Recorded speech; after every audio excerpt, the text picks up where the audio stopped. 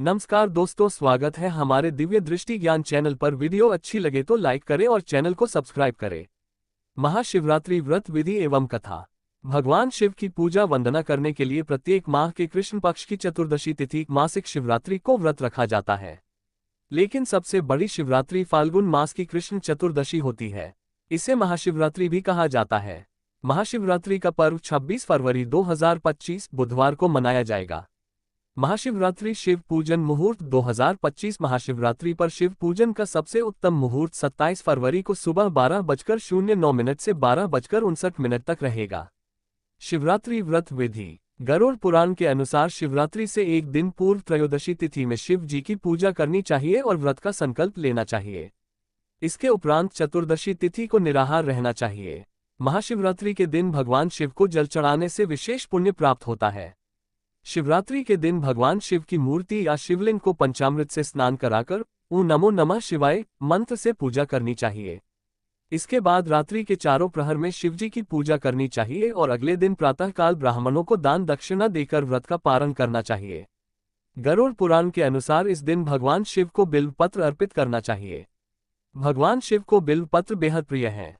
शिव पुराण के अनुसार भगवान शिव को रुद्राक्ष, बिल्व पत्र, भांग, शिवलिंग और काशी अति प्रिय है। महाशिवरात्रि की कथा। पूर्व काल में चित्रभानु नामक एक शिकारी था। जानवरों की हत्या करके वह अपने परिवार को पालता था। वह एक साहूकार का कर्जदार था, लेकिन उसका ऋण समय पर न चुका सका। क्रोधित साहूकार ने शिकारी को शिवमठ में बंदी बना लिया। संयोग से उस दिन शिवरात्रि थी। शिकारी ध्यानमग्न होकर शिव संबंधी धार्मिक बातें सुनता रहा। चतुर्दशी को उसने शिवरात्रि व्रत की कथा भी सुनी। शाम होते ही साहूकार ने उसे अपने पास बुलाया और ऋण चुकाने के विषय में बात की।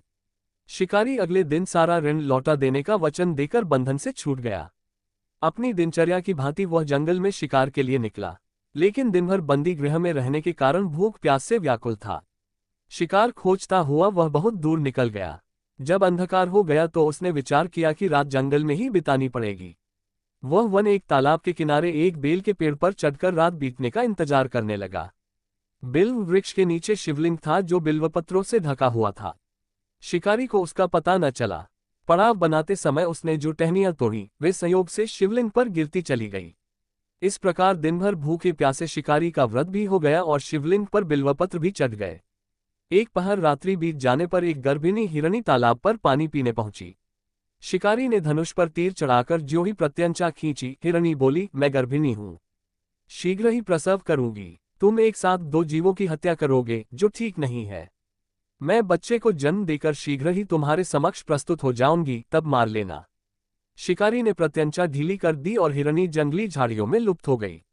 प्रत्यंचा चढ़ाने तथा ढीली करने के वक्त कुछ बिल्व पत्र अनायास ही टूटकर शिवलिंग पर गिर गए। इस प्रकार उससे अनजाने में ही प्रथम प्रहर का पूजन भी संपन्न हो गया।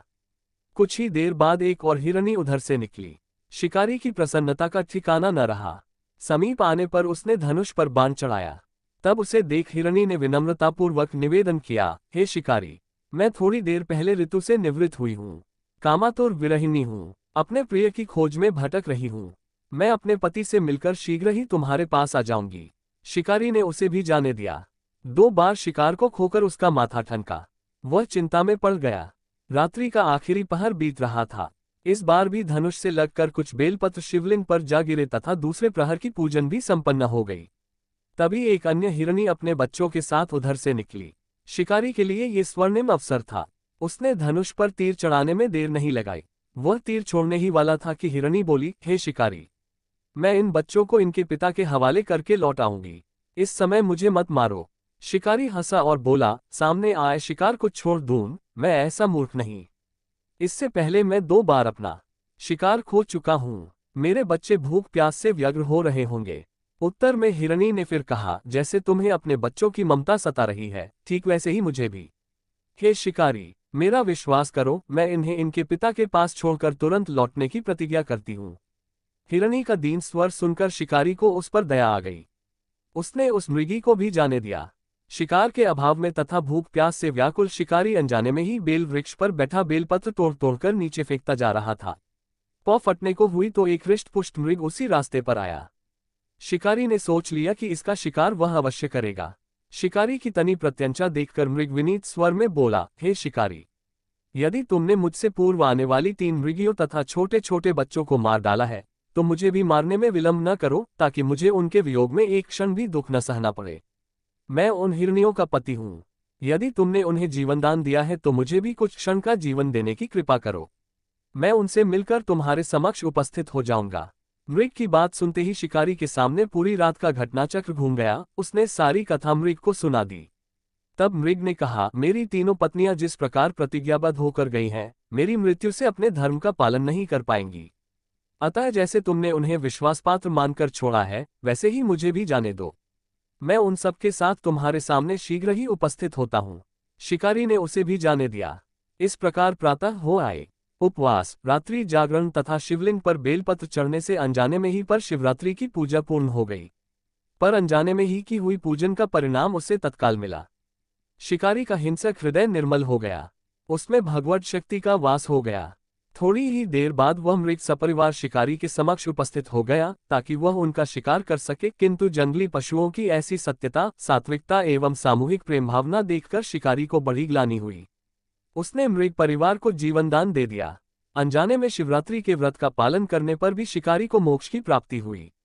जब मृत्यु काल में यमदूत उसके जीव को ले जाने आए तो शिवगणों ने उन्हें वापस भेज दिया तथा शिकारी को शिवलोक ले गए। शिव जी की कृपा से ही अपने इस जन्म में राजा चित्रभानु अपने पिछले जन्म को याद रख पाए तथा महाशिवरात्रि के महत्व को जानकर उसका अगले जन्म में भी पालन कर पाए। शिवकथा का संदेश। शिकारी की कथानुसार महादेव तो अनजाने में किए गए व्रत का भी फल दे देते हैं, पर वास्तव में महादेव शिकारी की दया भाव से प्रसन्न हुए। अपने परिवार के कष्ट का ध्यान होते हुए भी शिकारी ने मृग परिवार को जाने दिया। ये करुणा ही वस्तुतः उस शिकारी को उन पंडित एवं पुजारियों से उत्कृष्ट बना देती है जो कि सिर्फ रात्रि जागरण, उपवास एवं दूध, दही एवं बेलपत्र आदि द्वारा शिव को प्रसन्न कर लेना चाहते हैं। इस कथा में सबसे महत्वपूर्ण बात यह है कि इस कथा में अनजाने में हुए पूजन पर विशेष बल दिया गया है। इसका अर्थ यह नहीं है कि शिव किसी भी प्रकार से किए गए पूजन को स्वीकार कर लेते हैं अथवा भोलेनाथ जाने या अनजाने में हुए पूजन में भेद नहीं कर सकते हैं। वास्तव में वह शिकारी शिव पूजन नहीं कर रहा था। इसका अर्थ ये भी हुआ कि वह किसी तरह के किसी फल की कामना भी नहीं कर रहा था। उसने मृग परिवार को समय एवं जीवन दान दिया जो कि शिव पूजन के समान है। शिव का अर्थ ही कल्याण होता है। उन निरीह प्राणियों का कल्याण करने के कारण ही वह शिव तत्व को जान पाया तथा उसका शिव से साक्षात्कार हुआ। परोपकार करने के लिए महाशिवरात्रि का दिवस होना भी आवश्यक नहीं है। पुराण में 4 प्रकार के शिवरात्रि पूजन का वर्णन है। मासिक शिवरात्रि, प्रथम आदि शिवरात्रि तथा महाशिवरात्रि। पुराण वर्णित अंतिम शिवरात्रि है नित्य शिवरात्रि। वस्तुतः प्रत्येक रात्रि ही शिवरात्रि है अगर हम उन परम कल्याणकारी आशुतोष भगवान में स्वयं को लीन कर दे तथा कल्याण मार्ग का अनुसरण करें, वही शिवरात्रि का सच्चा व्रत